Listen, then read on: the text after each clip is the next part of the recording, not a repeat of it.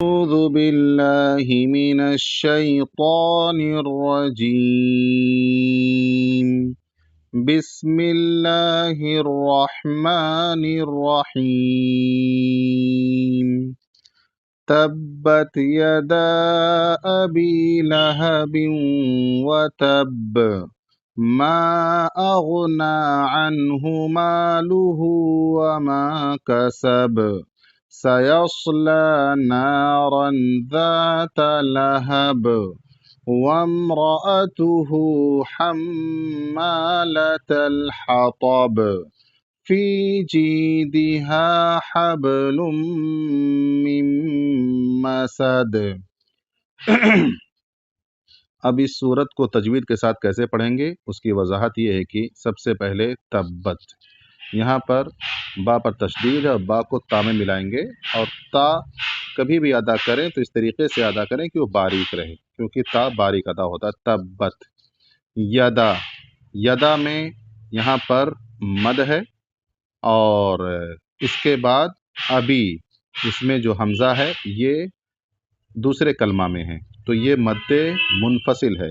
اور مد منفصل کی پہچان یہ ہے کہ جس میں مد ایک الگ کلمہ میں ہو اور اس کے بعد حمزہ اس کے اگلے والے دوسرے کلمہ میں ہو، یعنی دونوں جدا جدا کلمہ میں ہوں، تو اس کو مد منفصل کہا جاتا ہے، کیونکہ منفصل کے معنی ہی ہوتے ہیں جدا ہونا. تو یہ مد منفصل ہے، اور اس کی مقدار کتنی ہے کہ تقریباً 3 الف کے برابر، یعنی 3 الف، اس طریقے سے 3 الف لیں گے، اور ایک الف جو ہے ایک انگلی کے برابر ہوتا ہے تقریباً، تو اس کو 3 الف کے برابر کھینچنا ہے. اور اس کے کھینچنے کا طریقہ پریکٹس کیا ہے کہ اس کو ہم جب کھینچیں گے تو ایسے ہی انگلی بند کر لیں، اور کھینچتے وقت ایک ایک انگلی ایسے اٹھاتے چلے جائیں. کیسے؟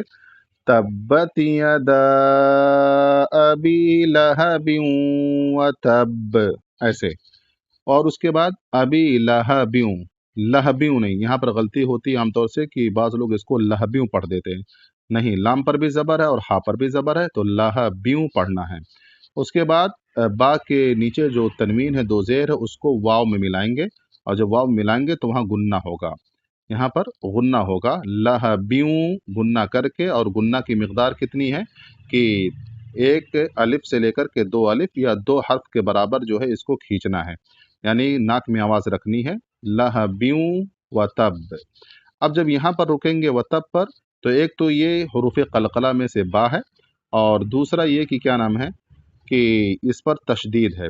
تو تشدید کی وجہ سے بھی اس کو زور سے اس پر روکیں گے تاکہ با پلٹ کر کے آئے، اور قلقلہ کی وجہ سے بھی اس پر زور سے رکیں گے. تو کیسے رکیں گے؟ وتب، وتب، ایسے رکیں گے. ما اغنا، یہاں بھی مد ہے اور یہ بھی مد منفصل ہے، اور اس کی پہچان یہ ہے کہ یہاں پر جو ما ہے یہاں پر مد الگ کلمے میں ہے، اور اغنا میں جو حمزہ ہے وہ دوسرے کلمے میں ہے، اسی وجہ سے یہ مد منفصل ہے، جس کی مقدار 3 الف ہے، یعنی اس کو 3 الف کے برابر کھینچنا ہے، جو ابھی بھی بتایا گیا ہے. اغنا، غین کو موٹا ادا کرنا ہے، حروف حلقی میں سے ادا ہوگا، اور غین ساکن ہے، اس وجہ سے اس کو ساکن پڑھنا ہے.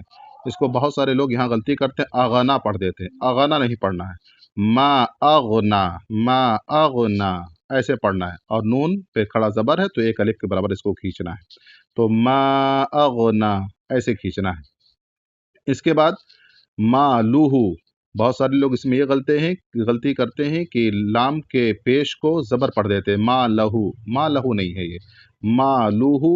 وما کسب، کسب پر بھی با ہے جو کہ حروف قلقلہ میں سے ہے، اس لیے یہاں پر بھی جب رکیں گے تو قلقلہ کے ساتھ رکیں گے.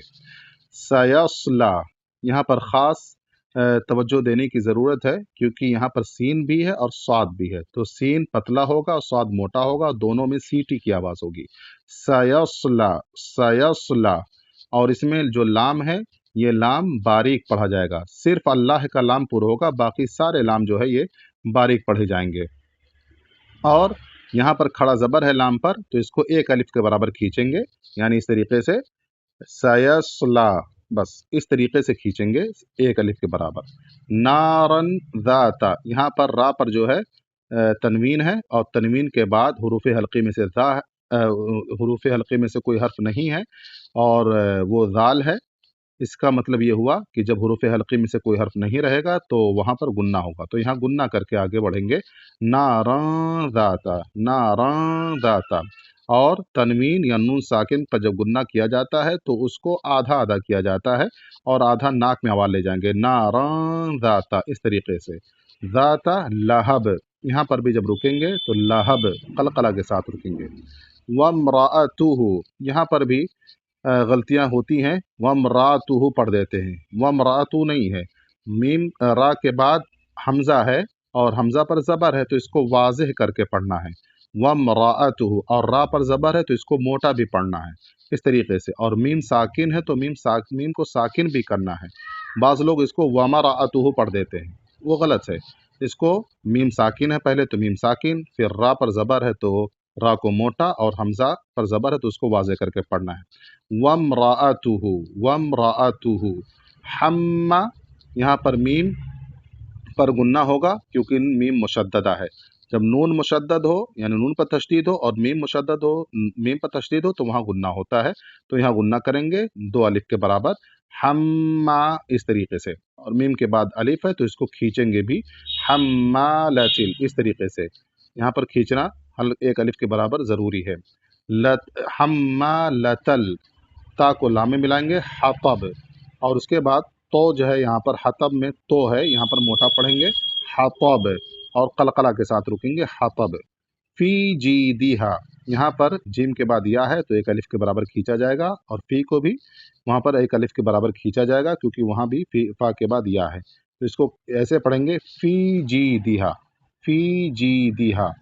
حبلم، یہاں پر بھی بعد ساکن ہے اس وجہ سے یہاں قلقلہ ہوگا، حبلم، حبلم نہیں پڑھیں گے، حبلم ہو جائے اگر کوئی اگر پڑھیں گے تو پھر ایسی صورت میں با پر زبر ہو جائے گا، جبکہ زبر نہیں ہے تو اس کو ایسے پڑھنا ہے، حبلم۔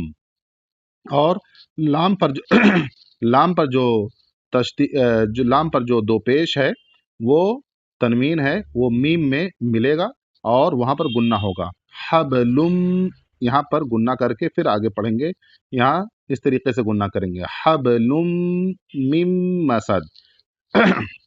تو پہلے والے پر میم پر بھی گننا ہوگا اور اس کے بعد پھر یہ میم اگلے میم میں مل جائے گا، بیچ میں نون نہیں پڑھا جائے گا کیونکہ یہاں پر اگلا والے میم پر تشدید ہے، اس وجہ سے اگلے والے میم کو پر ملا دیا جائے گا، نون نہیں پڑھا جائے گا، اور یہاں پر بھی گننا ہوگا، تو میم مسد، میم مسد گننا کے ساتھ اس کو پڑھیں گے، اور اس کے بعد مسد دال ہے تو یعنی یہاں پر حروف قلقلہ میں سے ہے تو قلقلہ کے ساتھ رکیں گے، مسد، مسد، اس طریقے سے یہاں پر رکیں گے۔